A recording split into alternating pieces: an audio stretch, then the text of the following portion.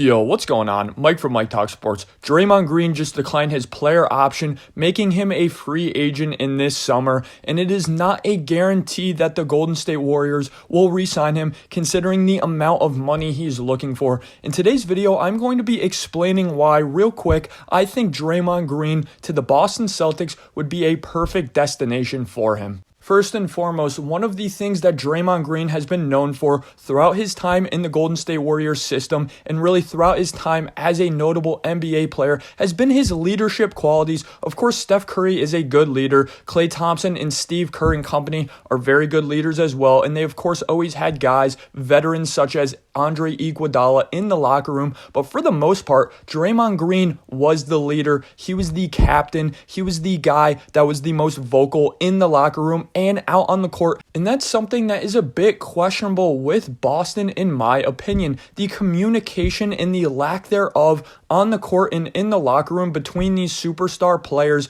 of Jaylen Brown and Jayson Tatum is somewhat apparent, especially when things aren't going their way and when they're losing. So they can use a Draymond Green-esque veteran in the locker room who's not afraid, who doesn't hold his punches literally and figuratively, and he's going to tell it as it is to these superstar players on the Celtics. Again, somebody with a bit of balls on the team. That's something that the Boston Celtics can use. Not to say they haven't had that with Marcus Smart, but Draymond Green is like Marcus Smart times 2 in terms of the leadership. What else? Passing. I think the big problem with the Boston Celtics over the past couple of years, really the past 6 seasons, while they've been running back this very similar squad the past 6 seasons, is the lack of a pure passer. They've basically had Marcus Smart running the point guard, running the distributing role in the offense in the last 6 years, and quite simply put, Marcus Smart is about a league average passer. And to have your best passer on the court be just a league average passer, you need higher upside in terms of distributing the basketball for your team. You need higher upside with a guy who's more versatile in terms of these screens he's going to set as well.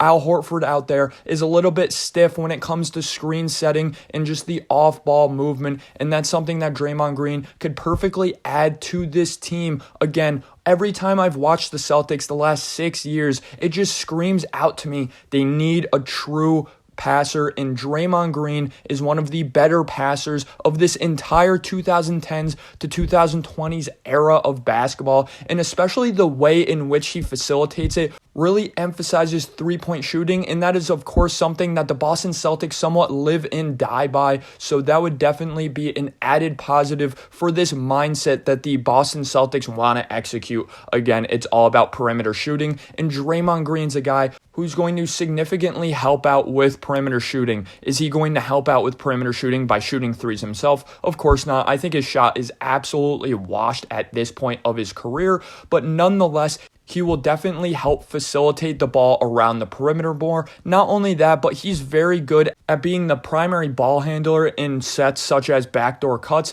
and that's something that Malcolm Brogdon and Derek White and company really have not taken full advantage of, even though that's in their skill set. To me, again, it's that lack of pure passer on the Boston Celtics. Thanks for listening, guys. Just wanted to give my short thoughts on why I think Draymond Green is a perfect passer for this Boston Celtics system. Let me know in the comment section below if you think this fit makes sense.